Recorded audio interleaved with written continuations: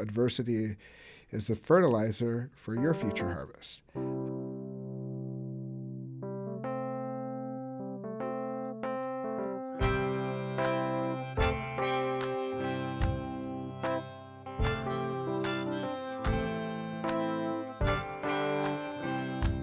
Welcome to Talking About Kids.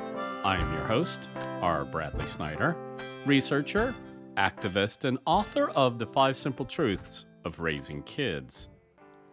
The website for the Center for the Developing Child at Harvard University lists the factors that, quote, predispose children to positive outcomes in the face of significant adversity, end quote. Among them is sources of faith. My guest this episode to help me understand how faith traditions build resilience is David Myles. David is an award-winning speaker, radio host, and professor who attributes his own resilience in the face of adversity to his faith. David generously allowed me to ask him some difficult questions about the role of that faith and the mechanisms of its impact. This podcast is sponsored in part by the Arizona Department of Health Services Must Stop Bullying campaign through its Title V Maternal and Child Health Program. For more information, go to muststopbullying.org. And now, the interview. I'm the third child that grew up in a family of three parents who were originally from Kentucky and Tennessee, had met in Massachusetts, got transferred to Bitburg, Germany, Ramstein Air Force Base, and their desire was to get back to the Northeast. We have this joke in our family that someone crossed out East and put Dakota, and they got transferred to Grand Forks. And my mom's girlfriend said, Mary, there's only two places on the face of the planet you don't want to get transferred to. Why not Minot? Friesen's the reason, because it's cold. And Grand Forks, they're both in North Dakota. As my parents got there, they were some of the first African Americans on the base. And then more would come after that. And so in my family, I grew up with loving parents, closer to my mom, probably, than my dad. My dad struggled a little bit with alcoholism. And so growing up in the third child, my parents decided to retire in Grand Forks, North Dakota. And they were like, well, we've got great schools, smaller community. We can take the kids, down south to visit family in the summers and kind of have that mixture. So growing up during a time where it was just shortly after the 60s and after the Civil Rights Movement, in Grand Forks, there was a man in 1882 named Charles Thurber who was actually lynched off the railroad bridge. And one of my good friends in middle school and high school, his mom came home angry one day because she had found out that at one time the emperor dragon for the Ku Klux Klan was a Presbyterian pastor. And so naturally, Brad, my first name starts with a D and ends with a D. Strangely, some people thought it started with an N and ended with an R. Yeah. And so when my brother left to go on to middle school and high school, especially when I was in middle school, I was in a school of 1,000 kids. I was the only African American. So they had diversity, me. But growing up, I was, often the only person of color. That caused that thing of being an other. But one other thing that happened for me in my formative years was I began having grandma seizures, pretty bad, when I was in fourth grade. And my seizures were such as that they literally considered doing a hemispherectomy, which basically means they were going to cut out part of the brain to kind of stop these things from jumping so horribly. I would eventually outgrow those. Actually, it would be one of two times, Brad, in my life where I've had doctors sit across from me and say, there's some things that we do, and there's some things that God does. This is the latter. We can't explain the seizure disorder and how that went away. And number two, my brother, being humorous, shot me in the eye with a spitball out of a high-powered BB gun when I was between 7th and 8th grade. And they were giving me 2 weeks to regain my sight, to declare me legally blind. I got my sight back in 4 days, 2020. And my doctor at that time said, yeah, this is not us. This is God. We actually were giving you 2 weeks to give you time to acclimate to not being able to see. We weren't expecting, one, to get your sight, but get it back 2020. So growing up, unfortunately for some of my formative school type of experiences was, going to school, first day of kindergarten, wanting to play with a kid, enjoying class. Hey, you want to play with me? No. Why? Because you're an N-word. And it was like, I didn't know what it was. I knew that it hurt. And then I went home and I asked my mom if I was that. And she's like, baby, no, you're not that. And now as an adult, I can only imagine, just what it is for a mom to hear that. And so later on, we would move to town where we'd grow up after my dad retired, and would open up a restaurant in the courthouse. And same thing, not my first school, Kelly, but my second school, Lincoln. First day of class, my brother says, just make friends, don't get any fights, anything like that. Came out, wanted to play kickball. Asked, could I play kickball? Kid said, no, you're an N-word. This time I punched him. And walked away, in tears. That person we know each other, friends, would become friends. He would apologize and just say, like, that was, not something that, And so growing up in that, Brad,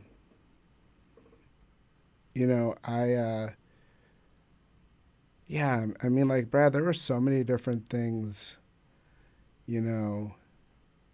around the topic of, like, race that I dealt with. And I guess, it's really amazing. I would love to find this world where a lot of people say that, race doesn't exist, it doesn't matter, there's not racism. And I really wish that was true. I have a heart for people honoring one another, as in my faith belief that people are once in eternity creations made by God and have purpose, and that are, worthy of being honored. And so I have a lot of really wonderful people in my life that I've met and been blessed by. And I've had, some really interesting things that have happened in my life regarding this non-existent thing called race that people talk about. So, well, I think on the Talking About Kids podcast, we acknowledge that there is racism. So I think that you can be assured that my listeners know that it exists and exacts a terrible toll. And you're dealing with that. You're also dealing with a health problem that is creating another gap between you and the people around you, as well as the things that are happening in your home, the changes that are happening in your home, and your parents' own struggles. So this is adversity on top of adversity on top of adversity, David, right? Yeah. One signature, one formative event, I remember in 4th grade, and I had come to school, and I had brought some Big Red with me, and I remember coming out, and some people I know and friends were at the berm between the sidewalk and the road, and I, walked up and said, "Hey guys, what you doing? Want to play?" And they're like, no, and then like racial slurs kind of came in, and I had this thing which I called the Big Red test. And so I'd let people be who they were. And then I pulled out a pack of Big Red. And all of a sudden, the one guy's like, hey, Dave, buddy, can I have one? And I'm like, well, you don't want a piece of Big Red from a... And he's like, well, I didn't say that. This guy said it. Well, I didn't say it. But what's interesting about it was this. I remember standing there in that moment thinking to myself that I would honor other people and not deny a person the opportunity to get to know me. Right. And so it created, a passion in my heart. Probably one of the best things that happened is that I had more of a love and affinity towards Dr. King, maybe than like towards Malcolm X and some more militant things. So I remember like growing up with that and navigating the seizure disorders, because it was at a time that people didn't really understand seizures that well. So, you kind of compound the otherness of it. And, my parents, I believe and know that they loved me, and my mom was an incredible woman. She marched with Dr. King, marched in the civil rights. She was one of the first African-American, DAV and VFW kind of auxiliary persons to head. My dad played a part in seeing North Dakota acknowledge MLK Day because they were kind of holding out with the state of Arizona for the longest time. So there's, it wasn't all like, doom and gloom. My dad just, struggled and had, as a functional drinker, just struggled with drinking. And actually... Yeah, but and David, I just need to, because I also know a little bit about your story and where some of this is going. And I need to point out, I feel compelled to point out, David, how much you are taking on these challenges as your responsibility to overcome. In your narrative so far, anytime that you've talked about a gap between you and either justice or the people around you forming those relationships, you describe it as something that you decided you would fix. And you even and you cite Dr. King, of course, instead of citing, a Malcolm X or a Nikki Giovanni or a Medgar Evers. They would point out that it's not just your responsibility. Right. That a lot of the blame goes on the people doing the othering. You're taking a lot of this on yourself as a young person. Yeah, I mean, like, I don't know, Brad. I guess like looking back, I didn't know, or I didn't really, think of it that much. I remember my mom used to say to me, David, you have to be like a duck and let water roll off your back. And yeah, I mean, attempting to do those things. I mean, I have a saying, even to this day, Brad, that my adversity is the fertilizer to God's future harvest in my life. And then for people who are kind of faith neutral, because I speak in schools and for organizations and things like that, and I say, adversity is the fertilizer for your future harvest.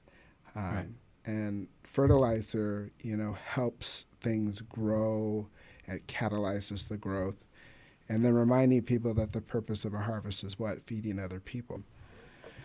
Well, and David, you've been, and I appreciate that you recognize the resilience in your life, but you're open about the fact that, in your adolescence, that things started to go awry and things started to get a little dark for you. Yeah.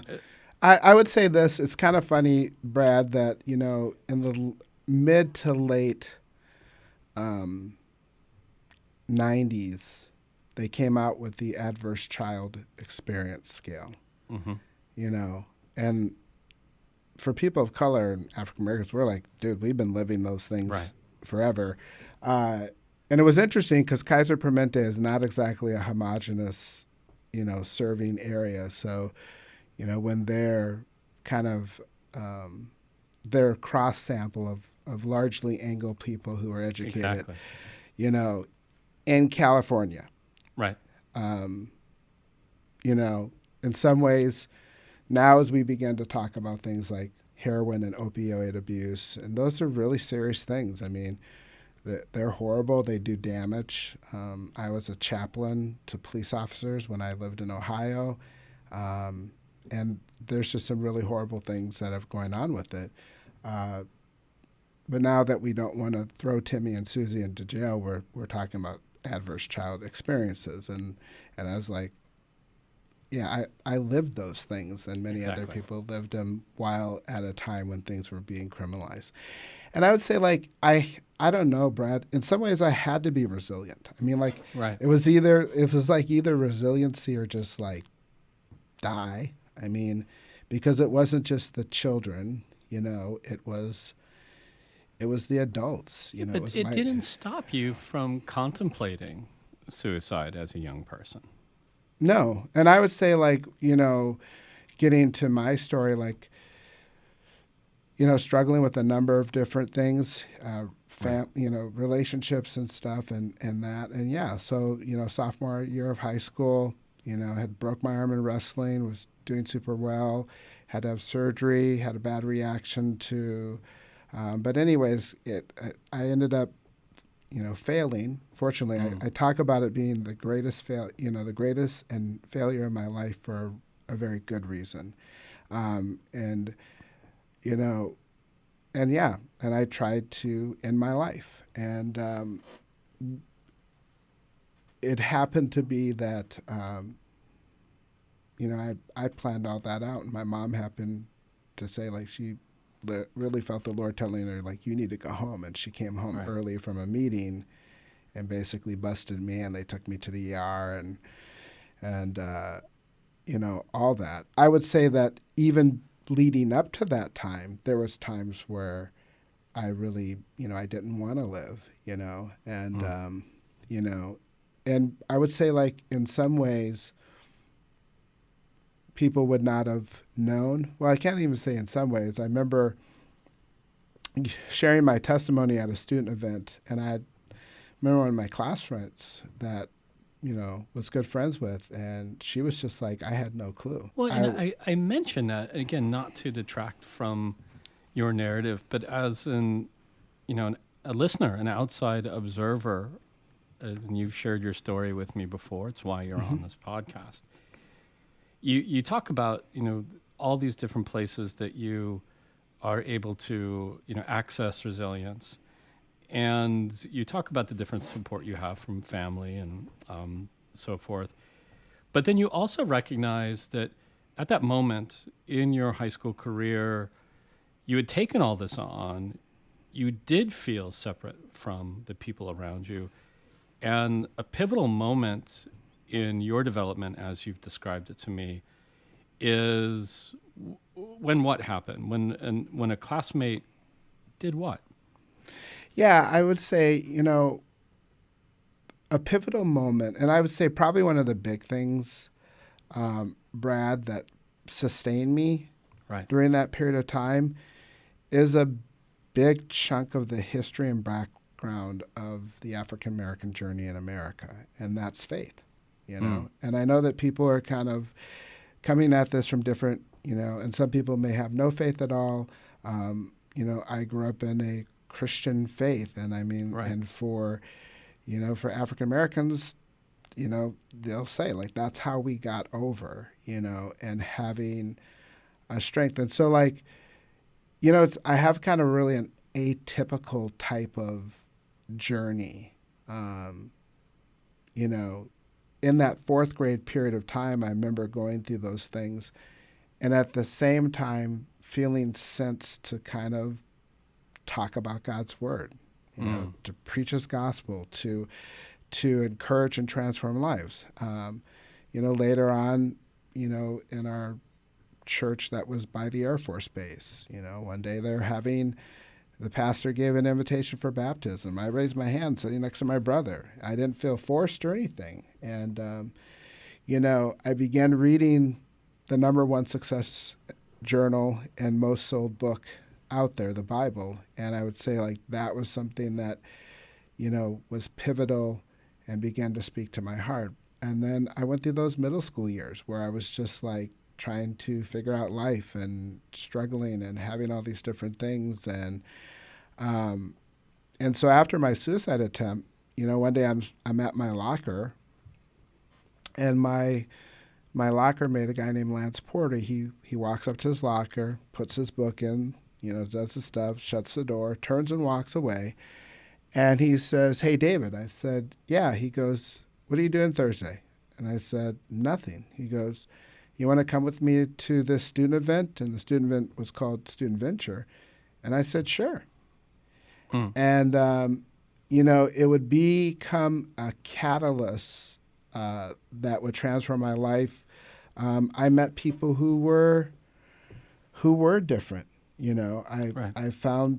I found this interesting group of Christian people who, very much were living their faith, and there was something different about them, and even different about how most of them, treated me. And so a big part of my faith journey is, May 8th, 1987, 10:45 p.m. at Topper's Restaurant, between the emergency room doors and the bathroom doors. Someone sat down and shared about having a personal relationship with Jesus Christ. Right. And, when the person started, I was thinking they were going to say, like, going to church, which I was doing. So I thought it was going to be a conversation about religion, But, Brad, that was probably the pivotal point of transformation in my life. And I think the richness of,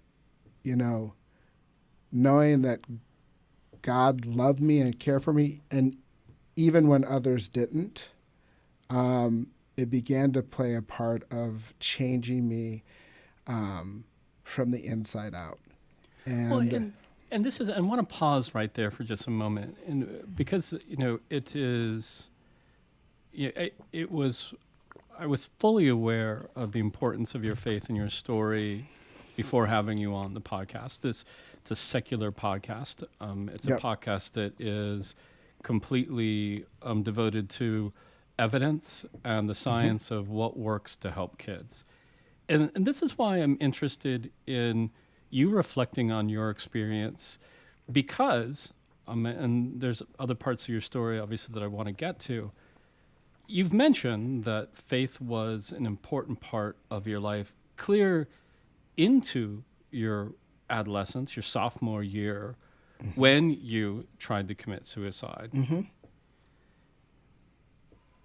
Am I reading too much into this? And I don't want to put words in your mouth. As an observer of your story, to me, the difference between the text and the tenets of the faith community, which we also know is a tremendous source of resilience, having that group that you can belong to, the text of that and the rituals of that seem to me to be very different in your experience than the people living it and sharing it, which happened after your locker mate invited you into the group, right? You had the faith before that invitation. And so when I hear your story, I'm looking at the building blocks of resilience. I'm looking at the importance of the humans in the community, and not just the trappings, not just the rules, not just the physical buildings of the community. Am I? Do you want to push back on that, or are you gonna let me say that? Okay. Well, I would push back on it. I would say, like, as I was saying earlier, like, I had grown up, with a faith, tradition of, like, Baptists and Church of God in Christ and things like that. And what I say is that's why I say I have kind of like a really non-linear, and I think people do. Like, it's not just like this.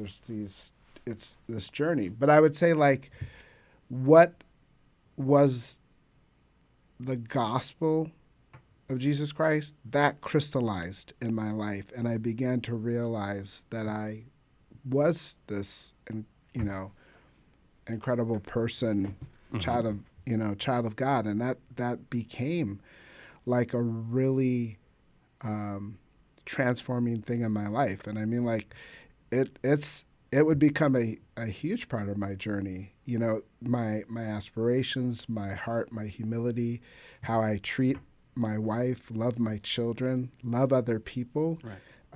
You know, is And, derived. and I don't exactly, and I don't want to take anything away from that. And if you were to go right now to the Harvard Center on the Developing Child and look at the building blocks of resilience, you know you're going to find that sources of religious tradition and faith communities are a source in the science of resilience.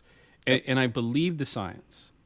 And I listened to your story, and you know, I know that the gospel stories that you were hearing didn't change from when you were a child to when you were an adolescent. You had heard those stories. The adversity was still present. In your adolescence, it gets so bad for you that you think that an answer might be leaving this life. And then after that, in the wake of that, there are other people, that the community that you're invited into, it's the same books, David, right? You know, you're reading the same gospels, but now you're reading them with people. What I want my listeners to take away, and I need to be really transparent with you here, is that I am not going to recommend one faith over another. That's not my job in this podcast. I have feelings about that, of course. Yeah. And so I'm not going to recommend, but I'm trying to get at, when we read the literature about the importance of these communities, I can't get away from the fact that it's the people that make them more than the dogma. Yeah, and I guess, like, if you're juxtaposing between, you know, doctrine and dogma, I can see where that is, you know, and so, like, I would say that's kind of one of our trappings that we have in kind of a Greek-based education system with dualism, you know. So we kind of can get into, you know, either or, and I would say my journey, there was faith there all along, to the degree of which I knew or understand or came into deeper understanding a relationship that changed. The community, some of the people I was around, it changed. And I guess, like, it could be illustrated this way, you know, for some of the people that, friends of mine, you know, one guy's like, you know, I knew my best friend's, like, sister. She was a year younger and had always been there. And the person and I'd always known about them and all that. And then all of a sudden one day it was like, whoa, wait a minute. I'm in love with this person. You know, now the person was always there, but at some point something transitioned.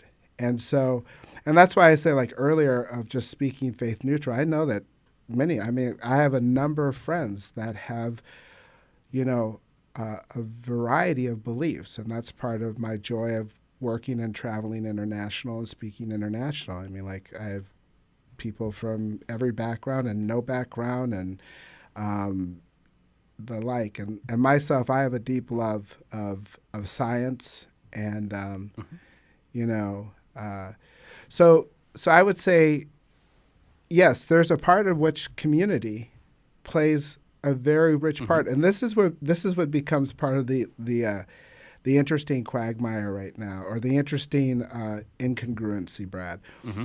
Because in that community, there were people who loved and cared and truly lived out the tenets of their faith, and at the same time, I've experienced more racism in the church than I have outside the church. Okay. And so, like, if it was really at times left to me being a follower or disciple, a believer in Jesus Christ, the church a lot of times has not helped that. And even kind of the current modern kind of incongruency, you know, capitulation of the white evangelical church right now is an utterly baffling thing. I have noted to some friends, I put it as my hashtag believable unbelievable, because I used to say, wow, this is unbelievable. This is just so out of seemingly character. And then finally got to the point as things just kept going. I'm like, well, that's a believable, unbelievable. But I would go back to the community part and say, like, Okay. yeah, it was the idea, like, Lance taking just a snapshot of a moment of time. I mean, like, when I speak to students, I'll have them even time my interaction with Lance at my locker. Right. And it's averaged between about 9 and 14 seconds. Right. You know, that in that moment, you know, another individual connecting with another individual, you know, and inviting them in was a very powerful thing. And I began to, like you said, I began to see a community of people who were living what they were professing. They were both, though, they were also confessing, and they were also addressing and walking that out. Right.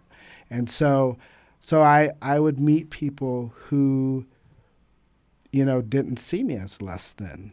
Right. You know, they didn't, you know, they truly viewed me, you know, as a brother, you know. Right. And I know, like, yeah, I would just say, like, you know, particularly to the African American community, you know, with a number of incredible scientists and a whole bunch of people that a lot of people don't even know about because we've never been taught that in our history books. Right. But faith played a huge part. I mean, Dr. King was still Reverend Dr. King, you Absolutely. Know. But so, like, that's not everyone's story. But I would say the power of community is huge. The power of community is huge. This is an opportunity for me to talk about this other aspect when people talk about faith-based communities as a source of resilience. The other thing that I get troubled by, I'm troubled by anyone selling a panacea to mental health, to healthy development. It's not just religious people doing that.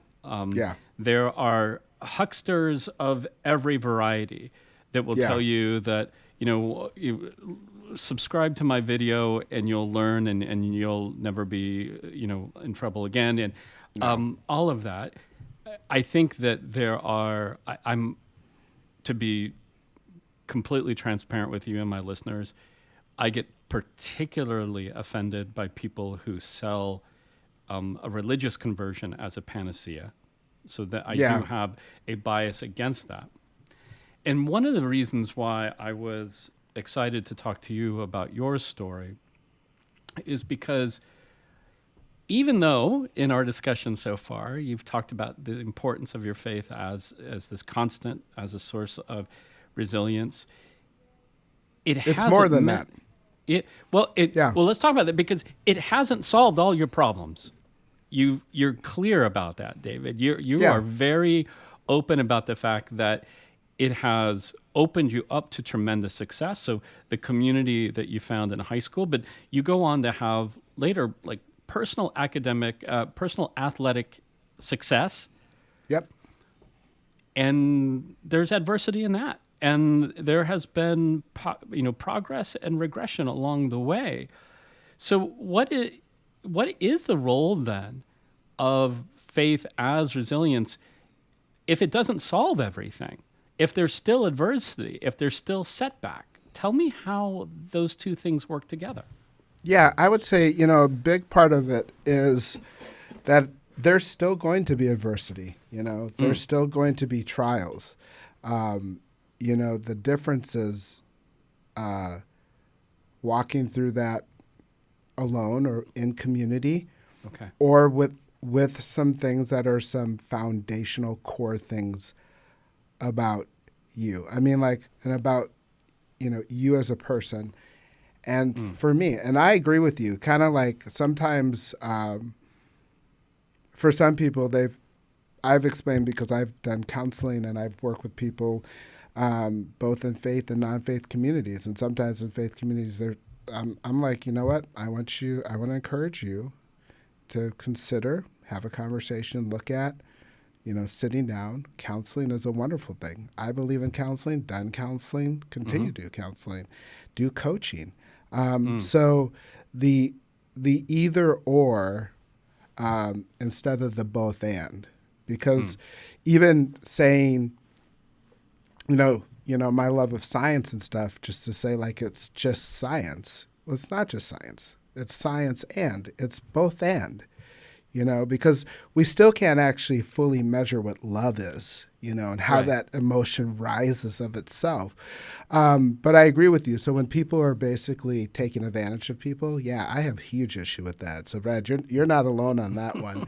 And again, I tell you, one of the struggles is reading history period, you know, and also having read church history and seeing the deep and dangerous, racism and denial and all those various things that are there. So that is very real. And like I would go on my sophomore year. I think this. I have to re-get my transcripts, but like my sophomore year in the semester I attempted in my life, I think my grade point was like 0.44. That's with a zero. You know, and then with transformation and, with great people like some of my coaches, my coach Peaker and coach Tim Tandeschi, I began to grow and mature, and I began to become proficient in track and field and throwing the javelin. I would then go on to North Dakota State University, and then I would be a conference champion, NCAA All-American. From there, I would be done there, and after a period of time, I would go to one of the top seminaries in the world and be a dean's list student. And then, funny thing, I was given the President's Award, by the university, and then asked by my fellow colleagues, my fellow classmates, and the administration to give the commencement speech on behalf of the students.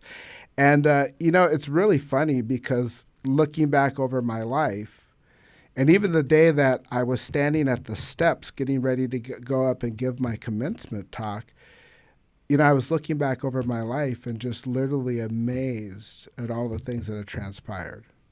Things for me in faith, things for me in community, things for me in opportunities, things for me in adversity. Even with faith, I went through, dark times. I went through hard times, in the last, 4, 5, 10 years, as I've observed things that have happened in this country.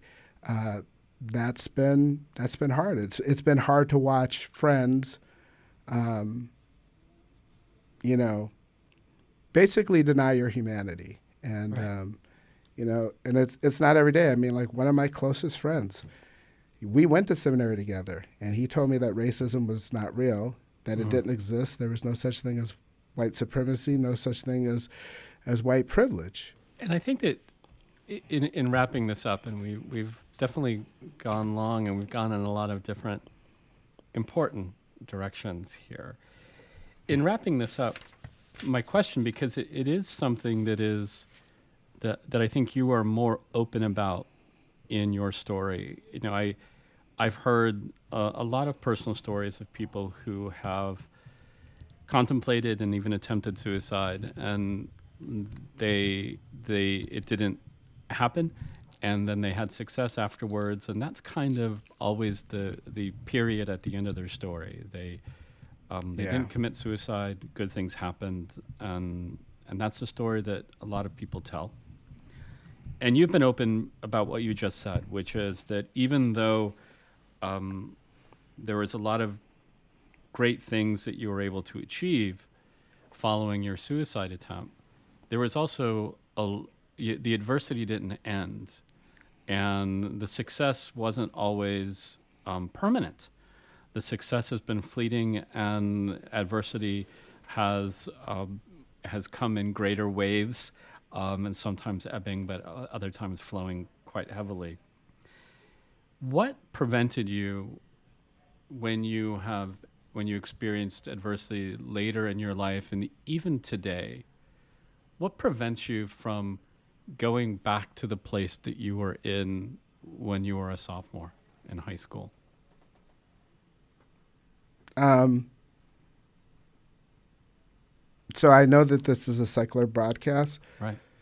but in one word, it is Jesus. Okay. That's the thing that kept me from being the difference between me actually going the route of becoming a DC sniper, like the guys back in the day, and who I am today, is this interesting first century carpenter. And wherever people stand with that, that's not their thing. For me, that was the thing that played a part, as well as my community. I mean, as well as my community. And so today, like knowing,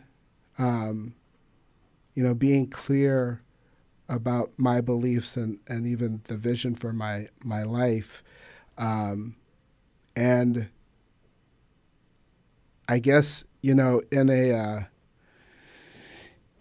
kind of in a almost scientifically inquiring way, putting the hypothesis to test and walking that out the last over 3.5 decades,